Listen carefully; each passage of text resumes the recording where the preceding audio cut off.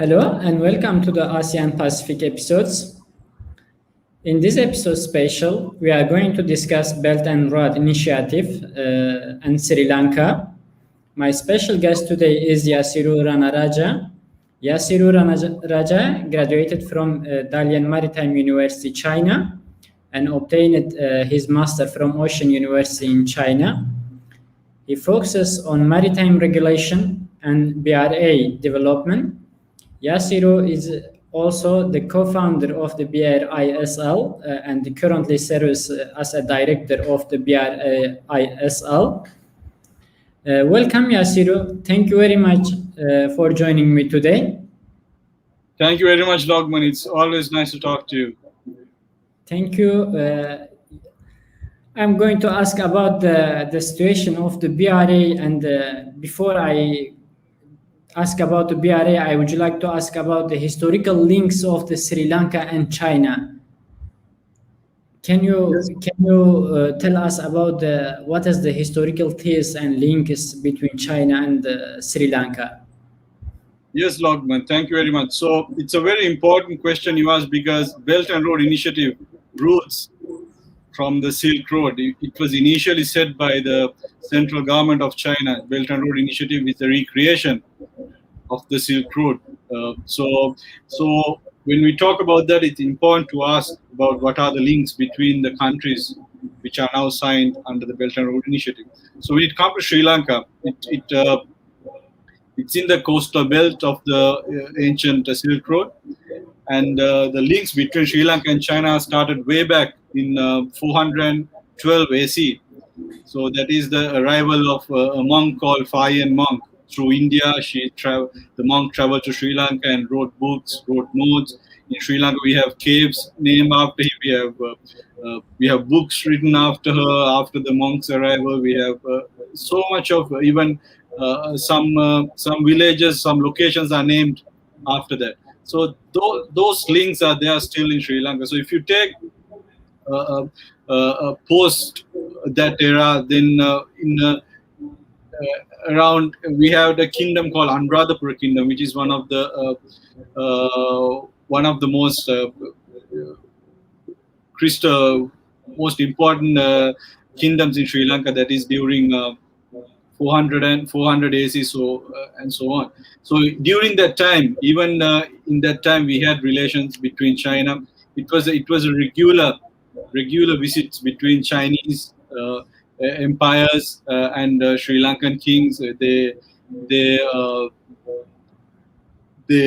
exchange gifts which related to Buddhism. They exchange cultural links during that era. So it at that time also the cultural links were happening very smoothly. So further down the lane during Qing dynasty in China, that is 618 AC, so on. Sri Lankan links were improved at that era as well. Especially those links were based on Buddhism, because at that time they were sending ministers in order to exchange gifts and so on. I call the golden era between Sri Lanka and China. The golden era was between 1300 to 1400 AC. That is the time we had a strong diplomatic relations. Where in Sri Lankan history, it's written around 13 missions were arranged between the two countries, and we had kings during King Parakram Bahu's era. We had a lot of connections with China. That is in 14th century.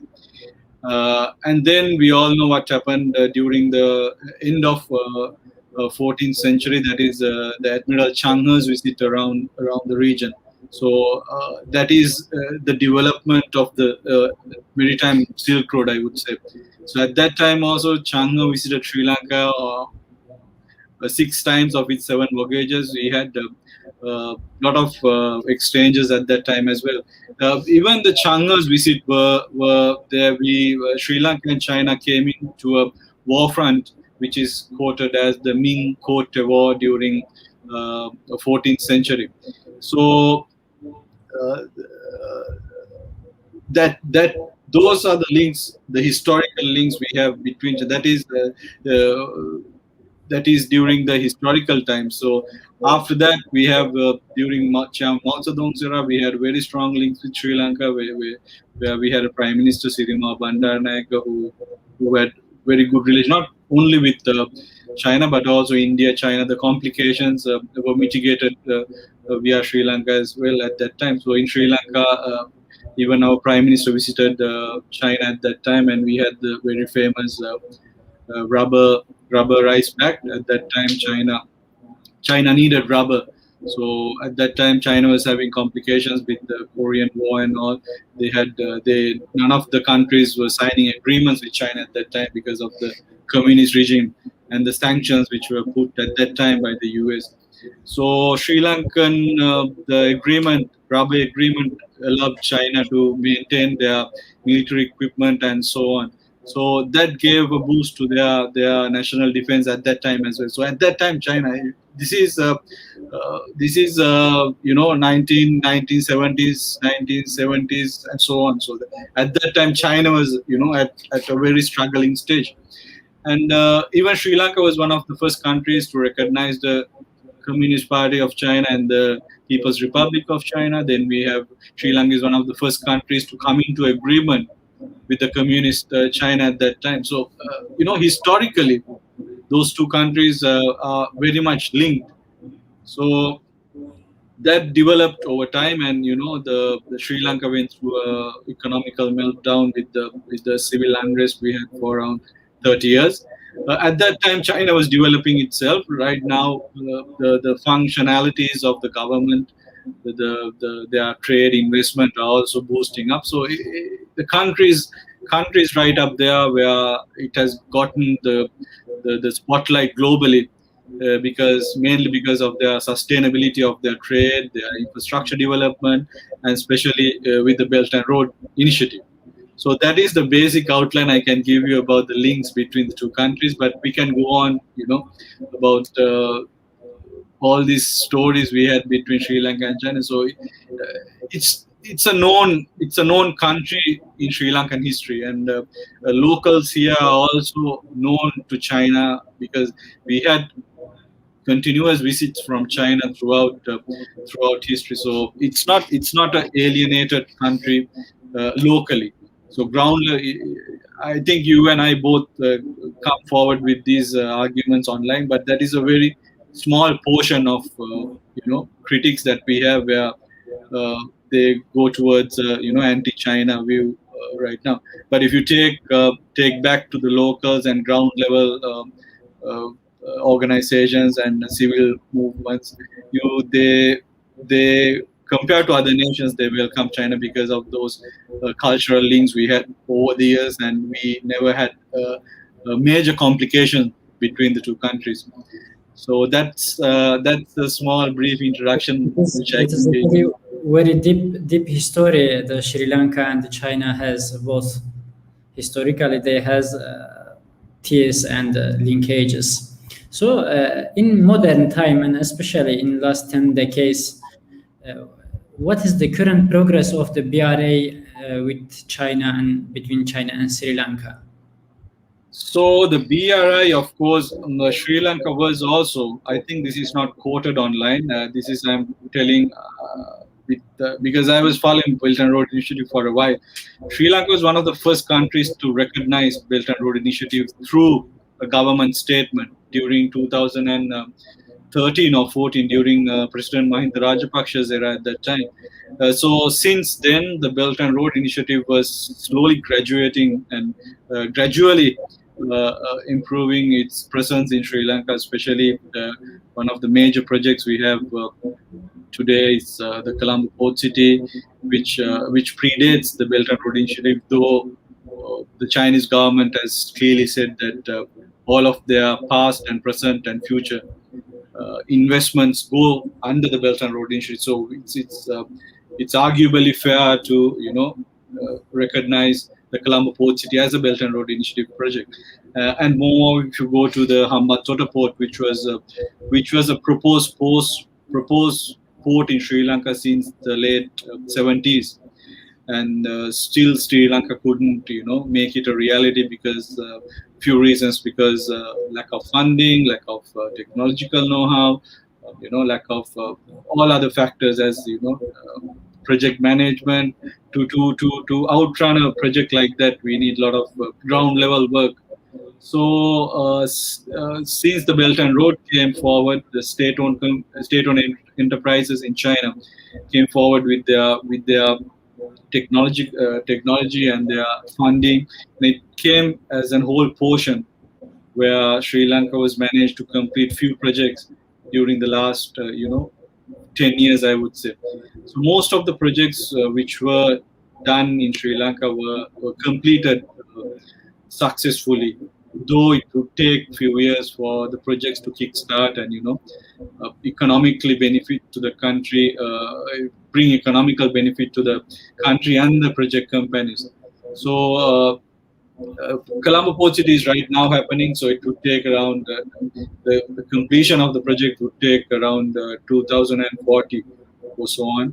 And the Hambantota project port is currently operating, and I saw the figures in the last quarter. All the figures grew from last year, so I think the business are picking up, and the Belt and Road Initiative has done a lot of. It has maximized economically many projects in Sri Lanka. So I would say most of the projects are economically valuable for Sri Lanka. As if you take the highway which was built connecting the Colombo and the main airport of Sri Lanka, that is expressway. Before it would take around 2 to 3 hours in a daytime to get to Colombo, but now it's less than 20 minutes from the airport to get to Colombo. And then we have the Southern Expressway, which would take before it took 3 days for people from Colombo to go to down south. That is, we have to go one day, stay there one day, and come back another day. So it's a 3-day tour. But right now it's a 1-day tour. We go in the morning, come in the afternoon. So if you take scenario analysis and compare it with tourism, it has done a big boost, even in tourism and local industries, where local farmers get to and businesses get to bring their crops to the commercial capital of the country. So direct and indirect benefits flow towards a lot of locals through Belt and Road projects currently.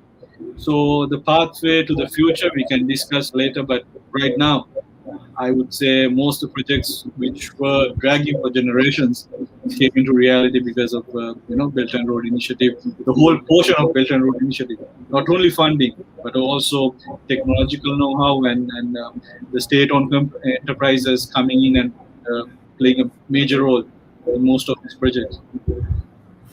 Yasiru, in what ways is co-building the BRA important for Sri Lanka specifically? So, if you take the global dynamic, if you take the big picture of the world, I think we both are from Asian background, and there's a uniform way of building infrastructure, especially for least development countries, developing countries, small island, developing states, and African states, and so on. We have to go through the IMF or the IMO, the International Monetary Fund, or the World Bank. Sorry. So, as you know, in the past, we have to go once we apply for this funding. You have to go. They have to. We have to agree in some terms of which are not related to funding, as in human rights and law and order and so on. So there was a big pressure on developing states, especially African states, for them to develop the infrastructure because their systems were not working perfectly, though there was a huge population in those countries which needed infrastructure development at that stage. So BRI came at a stage where countries were struggling in order to get funding, not only funding, even once, the main reason which was faced by African nations is they get funding, but funding is not enough. Once they get the funding, it's gone through corruption and so on. But they also need a technological know-how and companies, project management, and all it should come as pact and parcel for them to operate the project.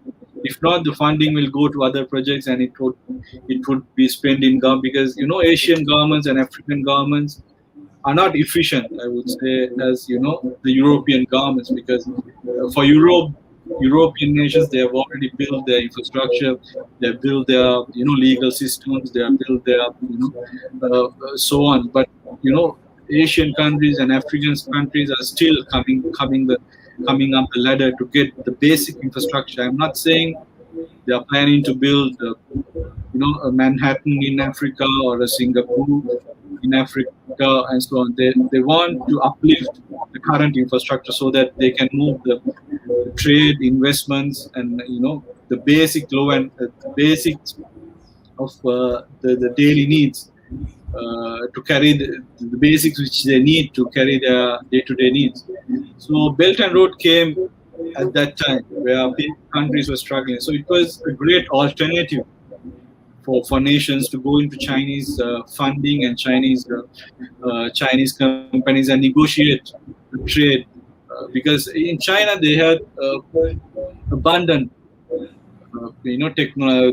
state-owned companies are profiting in China. If you take the state-owned companies in China, in all sectors, they rank on top 10 or top 20. You name it, in petroleum, aviation, in road building, bridges, all those sectors, China ranked in top 10 countries. And if you take the biggest project carried out in the last 10 years, were done by the state-owned companies. If you take the top 100 bridges, around 60 bridges are in China. If you take the railroad system, the most kilometers were built in China. If you take any infrastructure, the ports, the busiest ports are in China. So it's clear the system is working in China. The argument should not be whether China or the West. The argument should be, is China working? If it's working, how can it help other nations to develop their trade infrastructure and so on? So I think right now the projects Sri Lanka already the projects which Sri Lanka already coordinated with China are a big boost to the Sri Lankan economy. Let's say next 10 to 20 years. But more than that, there could be some more developments with China, because we have a huge trade deficit with China as well. So even Sri Lankan products and services can go into Chinese markets. So this is also part of Belt and Road Initiative. So I think what's most important for Sri Lanka right now is to concentrate on their local production and local industries in order to extend towards Chinese market in Asian market, Bangladesh, Vietnam, India. These are huge markets which are now building up. So I think it's very strategically important for Sri Lanka, not only for Sri Lanka. I think for major developing countries or least developing countries to strategically partner with China and use their resources in order to use the Chinese know-how and the abundant Chinese technological know-how and their companies to come in and help build the infrastructure, and later on, once these companies leave their countries, the locals can take forward all these infrastructure and companies and and maximize profit. So in any economical term, it benefits the local countries, because it would maximize trade, it would maximize employment, it would circulate circulate the currency more efficiently, and it would give an alternative trading partner to these countries.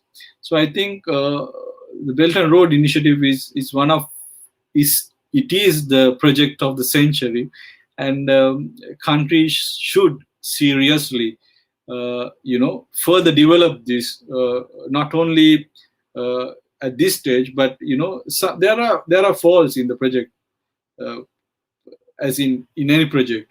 So it's up to these countries to negotiate, to bring policy, and to shape the Belt and Road Initiative towards a win-win situation for China and to partner countries, and probably to the whole world, in terms of trade and investment, infrastructure development, and so on. Yasiru, now there is ongoing discussion about debt trap. As a Sri Lankan, and what is the current situation in Sri Lanka with the Belt and Road Initiative, and what is the situation of debt trap? What is your take on this situation? Yes, Lokman, the debt trap. The thing is, Sri Lanka has a debt problem. I'm not economist, but the basic outline I can from my perspective, Sri Lanka is in a debt problem that is not because of China. Chinese debt to Sri Lanka is around 10%, but with 10% debt to China, it can't debt trap a country. If China threatens Sri Lanka has sources to pay off China and move on. But practically it won't happen. But the problem is, it's this narrative was based on mainstream media, especially at that time, showing that the Hambantota port was a debt trap to Sri Lanka and so on. But if you take the statistics, won't meet that criticism, and it's said by many academics. Even recently, there was a very famous article which is going around highlighting, saying Belt and Road Initiative is not, or Chinese funding is not debt trap in Sri Lanka. And it's said over the world in many articles, researchers saying China is not debt trapping any country. But sometimes some countries might have some concerns because when you have a huge portion of projects given to China, then there could be a security concern. It's their national interest, so it depends on country to country. If you take in Sri Lanka, there is no military presence in Sri Lanka, and there is no Chinese there is no force from the Chinese government in Sri Lanka to carry out anything. So I think the debt trap is crafted by the mainstream media, and it's slowly fading away now. Even Chinese diplomats coming to Western social media, and now most of the people are seeing the picture, what's happening in China, and most of the people are seeing what's happening around Belt and Road Initiative. So that argument is slowly fading down, and we are at the last debate, I would say, about the debt trap and the Hambantota port situation. But the Hambantota port itself, I've been to Hambantota port before it was built. I went to Hambantota port when it was building. I went to the Hambantota port when the port was under the Sri Lankan government. And even recently, I went to the port when it was operated by the Chinese, China merchants. So once the project was complete at that time by the China state-owned enterprise, China Harbor, right? The project was a basic completion, infrastructure complete. That the structural outline of the project was finished. So in order for the port to operate, the port needed around 500 million to a billion. That is to get the basic stuff in, as in cranes, the labor, the management fees, and to operate the port. So at that time, any government would go for investor for Hambantota port in order to operate it, bring the basic capital and to operate it. Because once infrastructure, if you take a house, if you build the house, it's not complete. You have to have a TV, and so on. So the Hambantota port came in the same situation where you complete the port, I would say there was also political backing in order to complete the port. The port was, pushed to complete because the elections were around, and all this political struggle was going on. But once the port was complete, it was just a structural, completion. But once you go in the port, there was no operation, and there was no capacity to operate the port, even to bring the cranes in and so on. And at that time, Sri Lanka, once again asked the Chinese state-owned company whether they can come in and start operating the port. Now the port is operating. There's a lot of jobs created for locals in this area, and the ro-ro business is boosting in the area now. The port has started bunkering, which is a fantastic idea, which would bring a alternative bunkering station to Sri Lanka into the Indian Ocean, drifting away from Singapore, which is running over capacity at currently because the lack of another deep port in the region. So I think Hambantota port not only will help Sri Lanka, but it would help the whole maritime industry. If we can bring the cost down in the maritime industry, it would support everyone because look around you, everything is shipped through a ship. So once the trade costs go down, because we have many competitors in the industry, then it would eventually reduce the product cost as well. The belt, the going back to the topic, the debt trap is, as I say, it was nicely crafted by the mainstream media, which actually did a fantastic job. And all over the world, it was quoted as Sri Lanka was quoted as Sri Lanka was quoted saying Chinese debt trap in the country. But I think it's a false argument. Yasiru, when we're thinking about the Belt and Road Initiative, the huge investment, what holds for Sri Lanka in the future related to the BRI? So, related to Belt and Road Initiative, right now, the Belt and Road Initiative itself is open for interpretation, right? Belt and Road Initiative is not a concrete initiative. It can drift away to the Silk Road relations. It can drift away culturally. It can drift away, But right now, the main focus is going on with Belt and Road Initiative is infrastructure development, which was, I would say, the only portion which was branded in the Belt and Road Initiative. So, because countries needed infrastructure development, so Belt and Road Initiative offered, but the original, the description of Belt and Road Initiative goes to go way beyond infrastructure development. It creates cultural bonds. It want to create alternative trade routes. It want to create regional links. It want to create cultural links and so on. So in the future, definitely Sri Lanka is running few projects around the country. So there are more lacking infrastructure we need to complete. So Belt and Road Initiative can further negotiate and bring much more investments or much more capital to Sri Lanka in order to kickstart all this infrastructure. That is one part.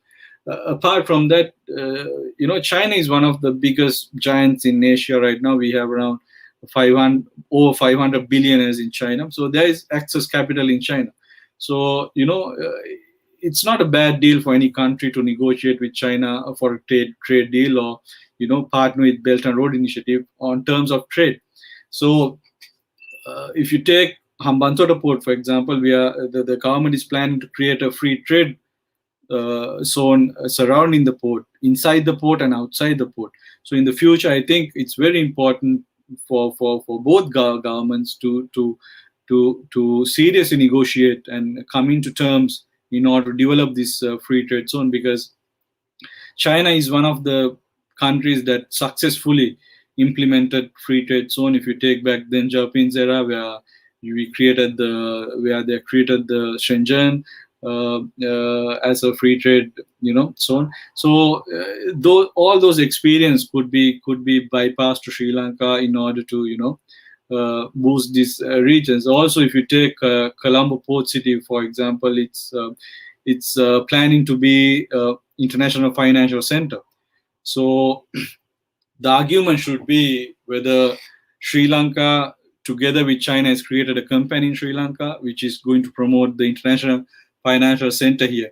So the argument should be whether these companies is at the capacity to compete with other international financial centers in the world. So if you take New York, it's like a global giant as international financial center. So can we create a small country like Sri Lanka? Can we have an alternative to those giants in order for investments to flow in?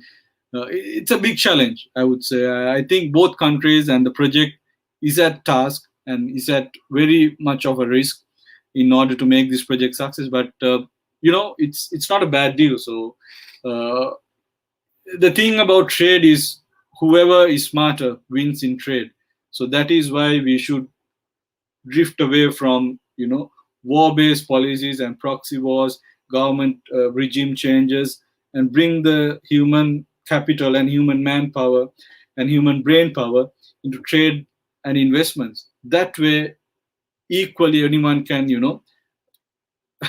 be smart and develop trade and help people. So I think the geopolitical strategy which was used by the West in last 200 to 300 years about geostrategically controlling the world through military bases, proxy wars, and so on, is now fading away.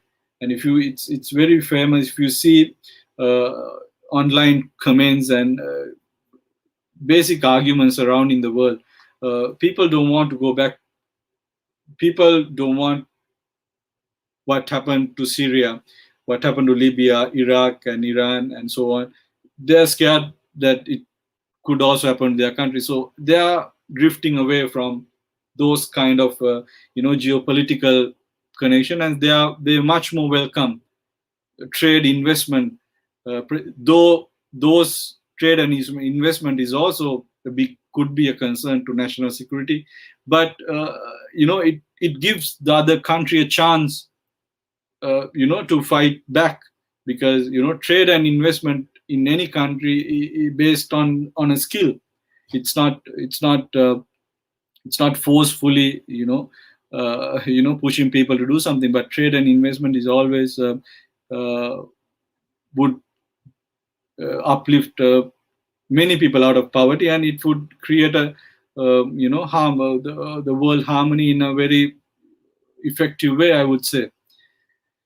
So that is how I see what could happen in the future. But the current Belt and Road Initiative, which is focusing on infrastructure development, especially in African countries, in Asia, and so on, the next step of BRI would be strategically operating all these projects together and maximizing trade and bringing benefits equally to the home countries and their business partners and so on.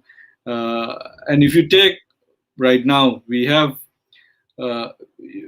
what people are missing here is right now around big portion of European countries have already signed with Belt and Road Initiative, and there are trade routines, land-based trade routines, which link China to Europe, and they have even completed, these trains have completed around 15 to 20,000 trips, taking trade from Europe to China and China to Europe.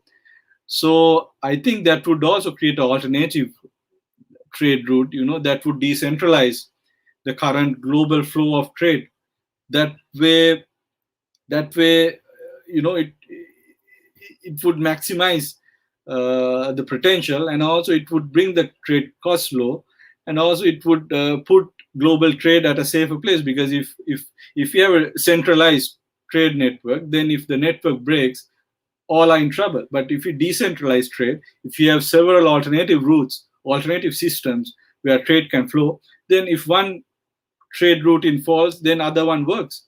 For example, if you take the Suez Canal, it was blocked and there were no other alternative for humans, for millions or billions of people which were depending and all were looking at the ship and asking what happened. That is because we have centralized global trade into one system, and if that system fail, everyone is stuck. So Belt and Road Initiative brings an alternative trade system to the world, and it should not be the main system. It can be another system, but not the main. But if it's good, it can be the main one day, but it depends on the system. So that is what I think about what could happen with Belt and Road Initiative in the coming 10 years. But there is also, the we can't we can't we can't predict. We can predict, but it always depends on which route the Chinese government or the Chinese leadership would take the Belt and Road Initiative. So right now, I would say they are interested in building trade routes, they're interested in building ports and so on. But we have to wait and see how creative the Chinese government or the Belt and Road Initiative will be in the future in order to, take Belt and Road Initiative into the coming 10 to 20 years. Yasiru, there is, given the geopolitical position or location of Sri Lanka, what geopolitical advantages do being a part of the Belt and Road Initiative, or at the same time, Maritime Silk Road gives Sri Lanka in the Indo-Pacific region or in Indian Ocean? Yeah, geopolitical interest of Sri Lanka didn't happen today. It happened since, I don't know, since 300-400 years ago. Sri Lanka was quoted as a strategically important place for military. So that's why we had the British came in, British colonizing the country, the Latins came here, Portuguese, and so on. So geostrategically, Sri Lanka is an important place in the Indian Ocean. But Belt and Road Initiative also capitalized this as a strategic location. It's an important port. If Sri Lanka, if we have 3 deep sea ports towards 3 sides of the island, and the geopolitical complications with India, China, China especially, could also reflect in Sri Lanka. However, throughout years, the India-China complications were happening since 70s or even more. But Sri Lanka always took a neutral path, and slightly Sri Lanka was sliding towards India because of the Sri Lankan Indian links are similar to China and Sri Lanka links, or even more because historically India is we had a lot of trade, cultural links with India as well. So I think the government policy right now of Sri Lankan government policies right now always have India as a neighbor, and they are equally having space with India and China, and they are trying to, all past government actually carry the same strategy where they want to carry a balance between the Indians and the Chinese. However, for the last, I would say, 5 to 6 decades, this non-aligned policy it helped Sri Lanka in ways, but debatably in some areas, it didn't give the potential towards the country which it could attract. So I think there was a sudden shift in 2014 where Sri Lanka was, focusing more or going towards Chinese investment more. So there was a bit of a pulse at that time. But it helped the country.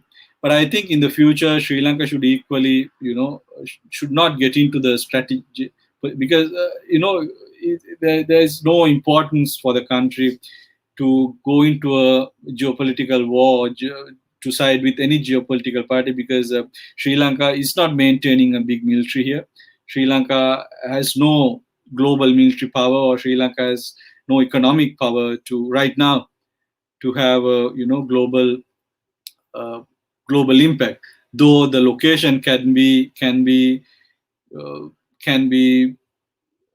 very important to some countries which are trying to have their strategical importance to the world. But I think the government is clear on this. They want to go through a centralized path with foreign policy, especially with the Western countries as well. For example, recently the MCC, the Millennium Challenge Grant, was also rejected in Sri Lanka because the locals were scared, the civil movements, the religious leaders, the professionals were scared that it would bring Sri Lanka into a geopolitical struggle. Similar goes to India and China as well.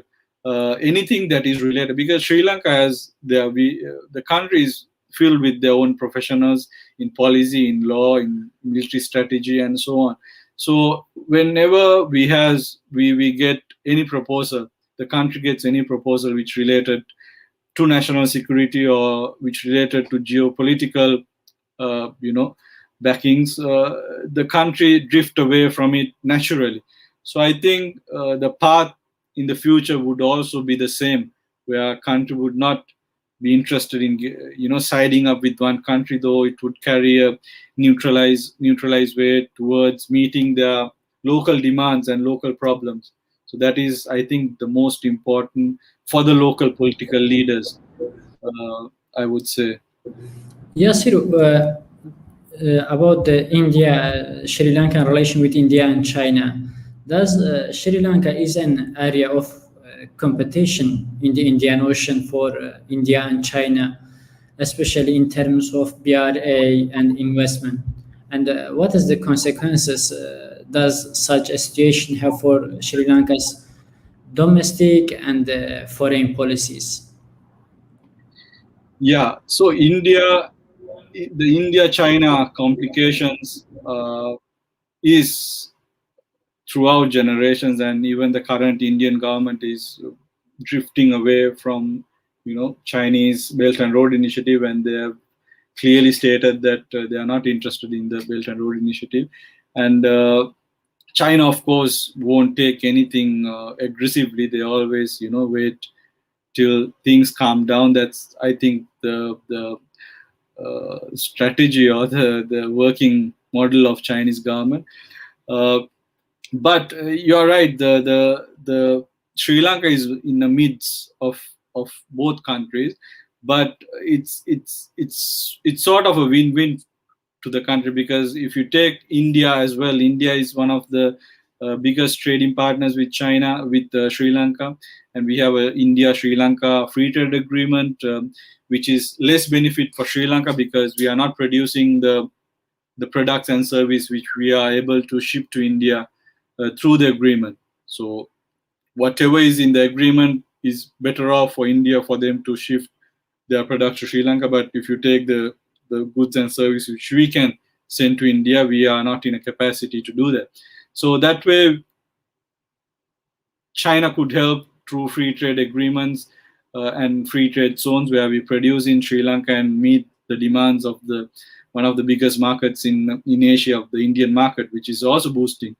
As China, India is also a big giant. The problem is when you compare the two countries, China is more settled down. Their political and the social economic situations in the country is more settled and more functional than India. But in India, the political power is not that stable as China. So the investments also that way would go towards China, because people are scared that the Indian government can propel, and there is a lot of things that need to be done in terms of infrastructure development and so on in India. So I think that way Sri Lanka should not drift away from India, but India also brought to the table, I think you all also heard about the BIMSTEC, the Bay of Bengal economic corridor, where they try to develop economic zone in the Bay of Bengal. But that's the problem. There are many initiatives in the world, as Build Back Better or Red Dot Network or so on. But only problem is these initiative only stay as quoted names or powerful slogans, but uh, apart from that they are not operating. These are limited to online meetings and fancy presentations and so on. But in ground level, Belt and Road Initiative has very less presentation around the world. So Chinese government is less presenting Belt and Road. Rather, they are working the project very efficiently. They are navigating their funding. They are navigating their engineers, their companies to the places they need, and the projects are successfully completed. So other initiatives are still unable to draft agreement between two countries, and those agreements go for generations without concluding. So that's why the geopolitical struggle in the region would always be apart from Belt and Road Initiative, though Belt and Road Initiative would focus on developing trade and investments and creating a win-win situation for whoever is involved. So at least that is the aim of the project. So it also depends on Chinese state-owned enterprises and Chinese leadership to propel the initiative towards their ambition, that is to build a win-win situation for all its participants. So those areas also should develop within China, especially for state-owned enterprises. Has a lot to do, and it is a big player when it comes to Belt and Road Initiative. Thank you very much, Yasir, for this great knowledge about the geopolitical location of Sri Lanka and its relation with BRI. Thank you very much. It was always nice to talk to you. Thank you very much. Thank you very much also for those who are watching us. See you in the next program. Thank you, Lokman. Thank you very much. Thank you. Hope to speak to you again sometime. I hope. Thank you very much, Yasir.